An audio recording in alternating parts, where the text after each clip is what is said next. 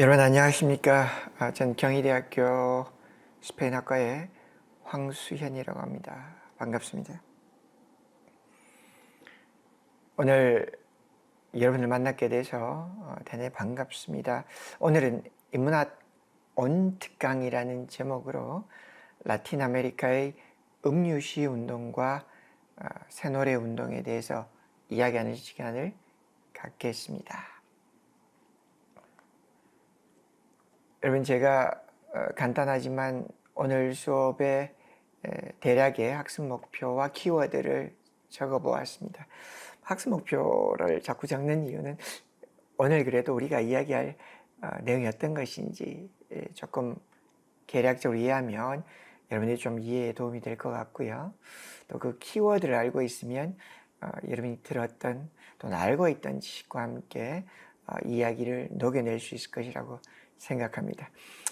여러분 라틴 아메리카 새노래 운동 처음 들어보셨죠? 그죠? 자, 노래라는 것이 있으니까 오늘 너무 즐거운 날입니다. 이런 날, 오늘같이 비가 오는 날 노래에 대해서 얘기하는 것이 얼마나 즐겁겠습니까? 저는 개인적으로 노래를 되게 좋아합니다. 우린 흥이 많은 민족이라고 하는데 저는 노래를 좋아하지만 노래를 잘 못합니다.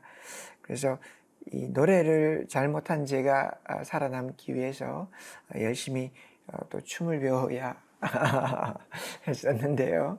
어쨌든 오늘은 노래에 대해서 이야기하는 즐거운 시간입니다. 라틴 아메리카 노래도 있고 우리나라에도 노래가 있습니다. 그 중에서 라틴 아메리카 새노래 운동이라는 누에바 칸시온이라는 것에 대해서 살펴보는 시간입니다.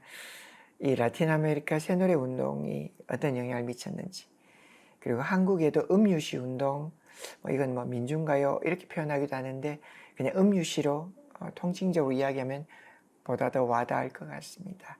시에 담긴 노랫말의 아름다움 또는 시가 전하는 우리네 정서를 담은 그런 노래들에 대한 이야기를 하는 시간입니다. 그래서 키워드로 살펴보자면 누에바 칸시온이 새노래 운동이라는 것의 스페인어이고요. 누에바 트로바는 마찬가지로 새노래 운동의 쿠바식 표현입니다. 그리고 오늘은 라틴 아메리카에 대해서 이야기를 나누는 시간이고요.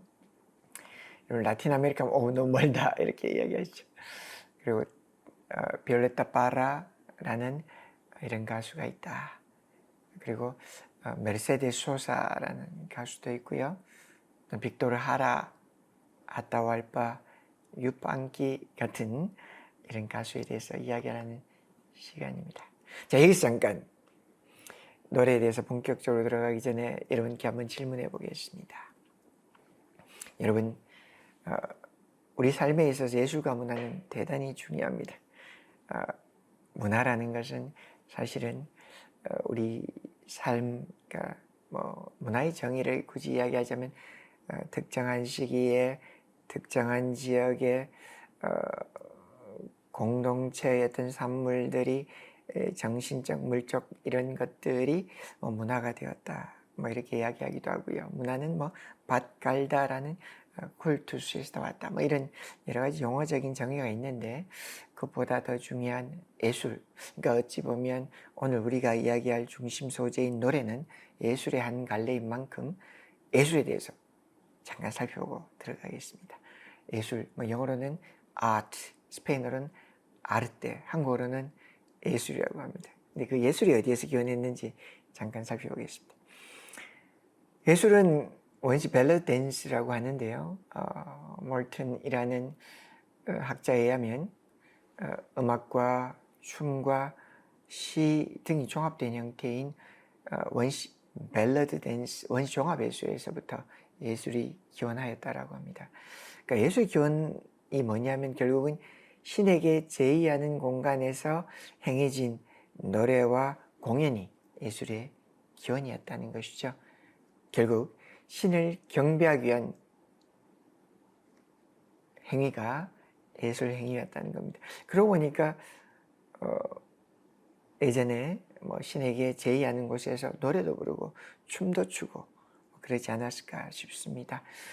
자, 근데 오늘 제가 이야기할 노래에 대해서 이야기하면서 하나 이야기하고 싶은 것은 예전에는 시와 노래가 한 몸이었다는 겁니다. 여러분, 지금은 노래는 청각적 이미지, 시는 시집에서 읽는 것 이렇게 좀 분리되어 있습니다. 그런데 예전에는 시와 노래는 뭐였다고요? 한 몸이었다. 자, 시는 노래였고 노래는 시였다. 그럼 시는 뭐? 노래되는 장르였습니다. 그러고 보니까 예전에 한시나 또 중국의 고시들 보니까 전부 노래더라고요. 마찬가지로 스페인어에서도 예전의 시들은 전부 노래되는 것이었습니다. 아니, 시와 노래는 경계가 없었습니다. 근데 어느 날 시와 노래가 구별이 되기 시작했다는 것입니다. 네, 그럼 무슨 뜻이냐? 결국 시는 그 자체로 노래를 담고 있어서 음유시, 즉 노래하는 시의 전통이 있었다라는 것들을 사실 잠깐 언급할 필요가 있습니다. 여러분, 구텐베르크가 금속 활자를 만들면서 사실은 소설이라는 장르가 본격적인 의미의 문학의 장르로 등장합니다. 그 이전까지는 시의 세계였습니다. 여러분이 잘 아는 일리아드와 오디세이아 전부 시였죠. 그리고 중세시기 유럽의 시들은 11, 12세기 국가별로 좀 다르지만 전부 그 문학의 기원이 시에서 시작한다는 것을 알 수 있습니다. 결국 소설이란 장르가 활성화되기 전까지 시는 문학 자체의 이고 여러분 잘 아는 아리스토텔레스라는 철학자가 쓴 예술에 관한 책 시학이라는 책이 예술 전반을 다룸에도 불구하고 시학이라는 이름을 가졌던 것에서 유추할 수 있듯이 시 자체가 문학 장르이자 예술 장르를 의미하는 것이었다. 결국은 시가 이토록 중요한 장르였다라는 것을 우리는 알 수 있습니다. 결국 중세시기까지는 시의 시대였고요. 그죠? 시는 서사시의 전통에서 노래하는 장르였으며 노래 부르는 것이었다. 근데 오늘처럼 책에 박제화된 읽는 시가 아니었다는 겁니다. 자, 그럼 노래하는 시의 전통에 대해서 이야기하는 오늘인 만큼 오늘 우리가 노래에 대해서 이야기할 겁니다. 그래서 유럽 문학사에 있어서 이런 읊는 시, 노래하는 시의 전통은 여러 국가에서 발견할 수 있습니다. 그 대표적인 것으로 언급하자면 그 서구 문학에서 음유시의 전통을 이야기할 때 프랑스 지역은 여러분 잘 아는 것처럼 프랑스입니다. 프랑스의 뚜르바두르 전통이 있고요. 이 전통은 지중해 연안 몇몇 국가들에 영향을 미칩니다. 그래서 서구의 중세 문학적 전통까지 시는 노래되는 것이었고 낭송되는 것이었습니다. 그래서 시는 아름다운 노래처럼 노래하고 듣는 문학의 기능을 수행합니다.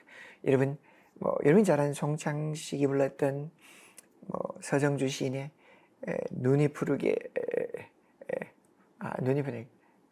푸르른 날은 이런 제가 지금 노래가 잘 기억이 나진 않습니다만 좋은 노래들이 사실 시어들을 대부분 차용했다는 것을 여러분 기억나실 겁니다.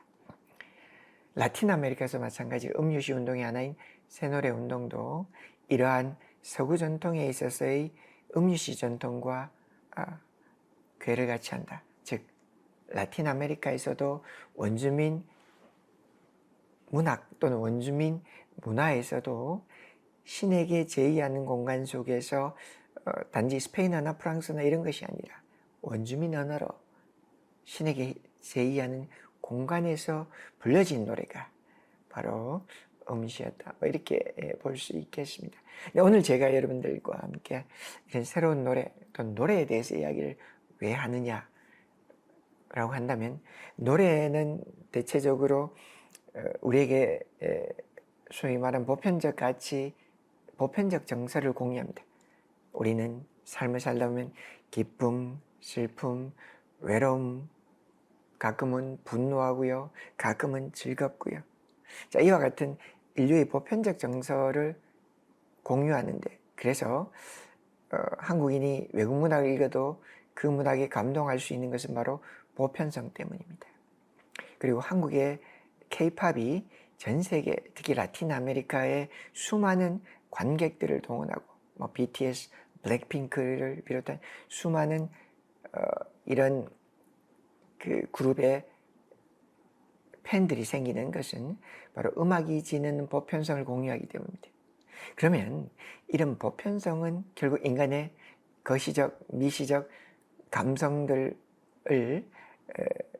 나눈다는 것이고 그것을 공유한다는 뜻인데, 결국 이 노래라는 것은 최근에 전 주변에 책을 읽는 사람들보다는 아무래도 TV를 보는 사람들이 더 많은 것 같고요. 또는 요즘 유튜브나 OTT로 많이 넘어가기도 했지만, 결국 매체 변이 시대에 그 텍스트를 강조하기 좀 어려운 것 같아요. 그러니까 다양한 매체를 통해서 우리는 사실 문화와 문학과 예술을 접한다, 이렇게 보는 것이 맞습니다. 자, 그럼에도 불구하고 이 시와 노래라는 전통적 장르에 대해서 이야기하는 것은 그것이 바로 인간의 보편적 정서를 노래하기 때문입니다. 그러면 오늘 이야기할 새로운 노래 운동이 어떻게 등장하였느냐? 1950년대, 60년대 라틴 아메리카는 우리와 비슷합니다. 1차 세계대전, 2차 세계대전을 겪었습니다. 자, 전쟁이 끝나면 우린 전부 그 전쟁의 폐해와 전쟁의 어떤 문제로부터 자유롭지 않죠. 갑자기 어느 날 나와 함께 길을 걷던 사람이 갑자기 사라져버리는, 그리고 저희 친구가 갑자기 사라져버리는 그런 충격을 받습니다. 이걸 우린 인식론적 전환, 소위 말 인식적 변화를 일으키는 충격적 사건이라고도 이야기합니다. 저는 저희 아버지가 이제 전전세대시죠.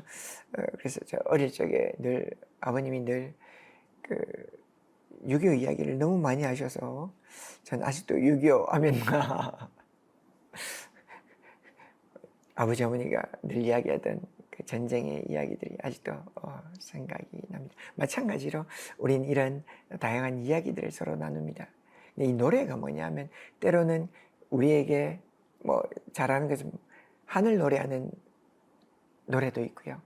또 하나는 우리의 기쁨을 표현하는 노래도 있고요. 그죠? 마찬가지로 라틴 아메리카도 1950년대, 60년대 라틴 아메리카 독재 체제와 그리고 라틴 아메리카의 어찌 보면 좀 가난하고 어려운 사회 속에서 노래가 그들을 위로하고 또 그들을 위무하는 어떤 아름다운 언어가 아니었나, 아름다운 또 음률이 아니었냐라고 했을 때 그 노래가 어떤 역할을 했느냐라고 묻는 것은 어찌 보면 당연한 것입니다. 그리고 근데 그 노래가 또 라틴 아메리칸 독재 체제에서 부정과 부패에 대항하기 위한 노래였다면 그것은 또 의미 있는 것이 아닌가라는 생각이 들고요. 저는 음악과 시라는 것은 결국 인간이 소외된 인간을 구원할 수단 아닌가라는 생각을 합니다. 여러분, 코로나를 겪으셨던 여러분 어떠셨습니까? 저희 학교도 마찬가지로 코로나 이후에 이른바 코로나 세대라는 이름이 등장하였습니다. 저도 2년 반 동안 코로나를 겪으며 학교에 고라니가 등장하고요. 제가 탄천 근처에 사는데 탄천을 걷다 보니까 고라니가 막 뛰어다니고 가끔은 너구리도 나오고 그걸 보면서 인간이 그 코로나를 통해서 조금 집으로 영역을 확장하지 않고 좀 수세적으로 머물렀더니 동물들이 세상 밖으로 나오는구나 라는 생각을 하면서 과연 인간이 너무나 공격적으로 혹은 또 우리만 생각하면서 살았던 것은 아닌가 반성해보는 그런 그런 시간을 갖기도 했습니다. 자, 마찬가지로 이 새노래 운동은 1950년대, 60년대에 라틴 아메리카에서 맥도날드와 코카콜라와 또 미국 문화와 상업적 대중문화가 활성화되는 시기에 등장합니다. 1959년 쿠바 혁명이 있었으니까 그와도 관계가 있겠죠. 근데 이런 노래들은 일정 부분 정치적 메시지를 담고 있었습니다. 자, 그 무엇보다도 무엇을 찾고자 했냐면 그 라틴 아메리카 여러분 잉카라는 문명 기억나시죠? 잉카면 안데스가 기억나실 거고요, 그죠? 거기에 깨나 자랑고 같은 전통 악기를 통해서 그들의 어떤 민속 전통을 조금 그려보고 싶다라고 했던 것 같아요. 그런 것들을 나타내는 것 같습니다. 자, 여러분 이 PPT에 보이시는 이 세 사람 중에서 왼쪽에 보이는 사람이 그 유명한 아르헨티나의 메르세데스 소사라는 우리로 치면 그래서 이미자님이라고 할 수 있을 것 같습니다. 한국의 이미자와 같은 그야말로 국민 가수입니다. 얼마 전에 작곡하셨는데요. 아르헨티나 부에노스아이레스에 그녀의 운구행렬이 지날 때 수많은 시민들이 꽃을 들고 운구행렬의 뒤를 따랐다는 아르헨티나 국민 가수 음유 시인이라고 할 수 있는 메르세데스 소사입니다. 그 옆에 보이는 사람이 칠레의 빅토라라는 분이고요. 여기 아래에 보이는 분이 칠레의 비올레타 바라라는 이런 가수이자 시인입니다. 요즘은 그 작사 작곡을 같이 하는 분을 싱송라 이렇게 부릅니다. 싱어송라이터, 그죠? 이걸 줄여서 싱송라라고 하던데 어쨌든 그런 분들입니다. 그러면 이 새노래 운동이라고 하는 누에바 칸시온 운동이 어느 지역을 배경으로 하느냐? 자, 우리 지도를 한번 보시겠습니다. 자, 여기 지도를 봤더니 여기에 좌측편에 있는 이게 안데스 산맥이에요. 그리고 고추처럼 길게 뻗어져 있는 이 나라가 칠레입니다. 그래서 칠레 중부 지역에 여기에 이제 산티아고라는 칠레 수도가 있는데요. 이 지역에서 누에바 칸시온 운동이라는 것이 생겼고요. 그와 유사한 노래 운동으로서 아르헨티나에서는 누에보 칸시오네로라고 해서 새로운 노래 운동, 그러니까 뭐 스페인어가 조금 차이 있지만 거의 대동소이한 이야기입니다. 거기에 메르세데스 소사 아타우알파 유판키라는 분이 이 노래 운동의 대표적인 가수이자 음유 시인이라고 할 수 있겠습니다. 그러니까 칠레, 아르헨티나, 쿠바인데 주로 칠레, 아르헨티나 중심으로 이런 노래 운동이 진행되었구나. 이렇게 보시면 됩니다. 자, 그런데 이것이 시작된 이유는 1950년대, 아까 제가 이야기했고요. 50년대, 60년대, 그러니까 민속문화입니다. 민속문화라는 것은 우리도 마찬가지, 여러분 잘 아시는 것처럼 우리나라에 뭐 아리랑 버전이 엄청나게 많잖아요. 대부분 구전 문화입니다. 그러니까 구전이 됐다는 것은 다양한 버전이 있다는 것이죠. 뭐 여러분 잘 아는 것처럼 심청전도 버전이 엄청나게 많고요. 춘향전도 버전이 많은 이유는 바로 그것이 구비문학의 전통을 지니기 때문입니다. 즉 입에서 입으로 전달되다 보니 그것이 여러 가지 이본, 다양한 판본을 가진다는 것인데요. 마찬가지로 이 민속문화의 민요들을 채집하면서 이 새로운 음악 운동이 시작됩니다. 그래서 이 민속 음악을 채집하러 다닌 대표적인 가수가 칠레의 비올레타 파라라는 분인데요. 이분은 칠레 아주 유명한 시인인 니카노르 파라라는 분의 여동생입니다. 그리고 아르헨티나 아타울파 유빵키라는 분에 의해서 태동되었다. 이렇게 볼 수가 있겠습니다. 무엇보다도 이런 전통 민속 문화에 대한 연구와 채집이 중심인데 라틴 아메리카의 정서를 담으려고 노력합니다. 라틴 아메리카 정서하면 어떤 것이 있을까요? 여러분 잉카 문화 하면 안데스 산맥에서 피리를 불면서 엘콘도르 파사 불렀던 그런 기억나네요. 다다다다다 다다다다다 죄송합니다. 제가 노래를 못해서 뭐 엘콘도르 파사 뭐 이런 피를 부는 그런 음악들 생각이 날 것 같아요. 그죠? 중남의 정서를 담으려 노력했고요. 원주민 문화를 계승하고자 노력합니다. 그 대표적인 분이 바로 아타우알파 유빵기라는 아르헨티나의 가수로 안데스 일대의 전승민을 수집했고요. 그리고 아르헨티나 남쪽에 가면은 여러분 유명한 초원이 있습니다. 그래서 뭐라고 하냐? 빰빠스라고 하는데 그 빰빠스의 목동을 뭐라고 하냐면 가우초라고 합니다. 그죠? 여러분 아르헨티나 뭐가 생각나세요? 소고기가 맛있는 곳, 그죠? 푸른 초원에서 소들을 방목해서 키우고 거기에 그 소들로 고기를 막 이렇게 먹는 소고기, 그죠? 그 팜파스의 가우초의 미녀 음유시에 해당되는 것을 뭐라고 하냐면 빠야다라고 합니다. 자, 거기에서 서정성을 담아낸 노래를 부른 분이 육방기라는 분입니다. 자, 이렇게 제가 좀 이론만 이야기하니까 너무 좀 재미가 없는데 조금 있다가 우리 노래를 한번 같이 들어본 시간을 갖겠습니다. 자, 그럼 1960년 칠레 세네로 운동은 라틴 아메리카 민속 음악을 그래도 현대 음표에 녹여내는 겁니다. 기타로, 악기로, 그러니까 민요를 이제 새롭게 하고 그것을 어쨌든 현대적인 가락으로 개성했다. 이렇게 볼 수 있겠고요.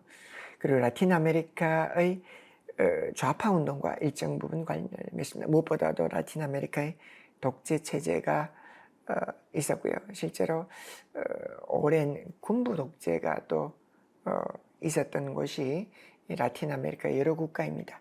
그와 관련해서 이런 노래 운동이 일정 부분 정치적 메시지를 담았더라라는 것도 우리가 유추해 볼 수 있겠네요. 그리고 거기에 참가했던 가수들은 또 어떤 정치적 상황이 불리해지면 또 망명하기도 했더라, 뭐 이런 이야기가 있겠네요. 자, 그래서 이런 뇌바 칸시온 운동이 유행했던 데는 1969년에 칠레의 선거로 당선되었던 살바도르 아인데 대통령하고도 관계가 있습니다. 왜냐하면 이 아인데 대통령은 사회당 출신으로 대통령 선거에 승리하였지만 피노체 쿠데타로 해서 축출되고 칠레의 대통령궁인 모네다 궁에서 자살한 그런 대통령입니다. 그 시기 피노체 쿠데타로 수많은 이런 음유 시인들, 가수들이 또 망명하기도 했습니다. 자, 1970년대 라틴 아메리카는 무엇보다도 아직까지 독재 체제와 관련이 있었고요. 여러분, 그러고 보니까 미국의 1970년대 초반에 그 반전 운동, 그죠? 그리고 또 반핵 운동, 뭐 이런 것들이 유행하였던 것을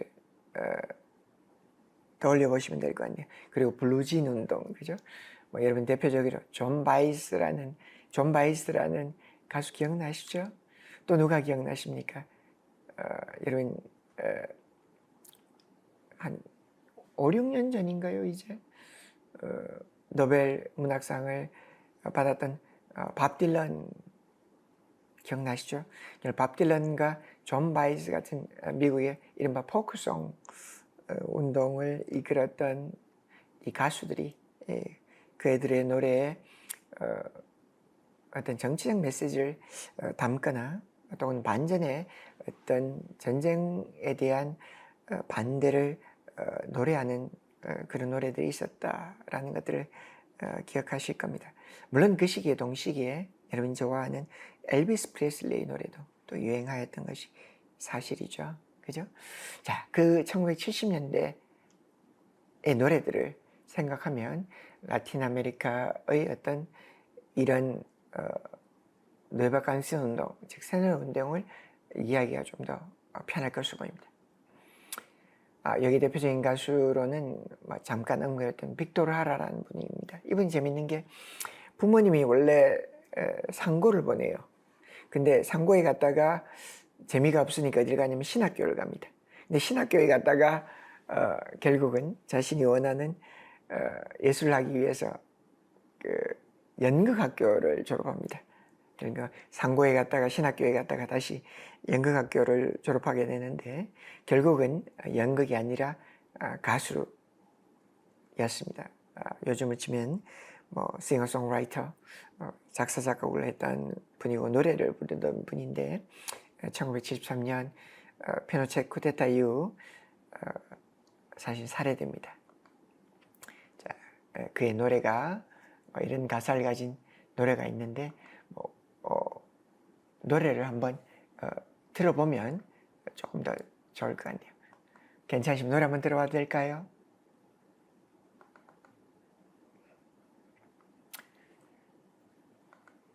자, 여러분 잘 보이세요? 이 화면?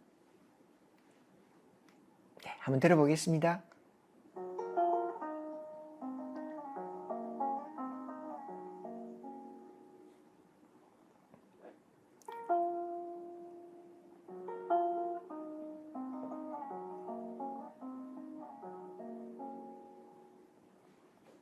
Te recuerdo, Amanda, la calle mojada, corriendo a la fábrica donde trabajaba Manuel. La sonrisa ancha, la lluvia en el pelo, no importaba nada, ibas a encontrarte con él, con él, con él, con él, con él. Son 5 minutos, la vida es eterna en 5 minutos. Suena la sirena, de vuelta al trabajo, y tú caminando, lo iluminas todo, los 5 minutos te hacen florecer. Te recuerdo, Amanda, 아만다 너를 기억해. la calle mojada, 젖어 있는 거리, corriendo a la fábrica donde trabajaba. 일하는 곳으로 뛰어 달려갔었지. La sonrisa ancha, la lluvia en el pelo, no importaba nada, ibas a encontrarte con él, con él, con él, con él, con él, que partió a la sierra, que nunca hizo daño, que partió a la sierra, y en 5 minutos quedó destrozado. Suena la sirena, de vuelta. 저희가 언어가 달라서 여러분 그 정세 직접적으로 접근하기 쉽진 않지만 아주 서정적인 노래입니다. 아만다 너를 기억해. 너가 일하러 가면서 어떤 길을 걸어가는 모습, 그 젖은 길을 걷던 모습, 너의 미소, 뭐 이런 그냥 서정적이죠. 뭐 우리의 삶도 마찬가지지만 예전에는 사실은 가사가 되게 아름다운 노래들이 많았습니다. 아니면 그죠? 어떤 가사를 음률보다 더 기억이 나는 가사들도 많았었는데 최근에는 비트가 더 강하고 가사는 그 비트 뒤에 숨은, 그래서 가사가 도무지 사실 떠오르지 않는 노래들도 많습니다. 뭐 시대의 하나의 변천 과정이라고 생각은 되지만 그런 서정적인 노래를 부르던 그런 가수의, 이 가수가 누구냐면 바로 빅토르 하라라는 시인이자 가수입니다. 그래서 무엇보다도 이런 노래에 메시지를 담기도 했는데, 여기 모든 것이 사라지고 모든 것이 시작된다. 용감한 노래는 언제나 새로운 노래가 될 것이다. 아마 민중적 서정시라고 할 수 있겠네요. 그죠? 그런 노래도 있고요. 또는 마치 네루다의 시처럼 노래들, 우린 승리하리라, 우리 노동자들은 승리하리라, 이런 유의 노래도 있습니다. 이것이 일정 부분 정치적인 어떤 메시지를 일부분 담아내고 있었기 때문에 그런 것은 아닌가라고 생각이 듭니다.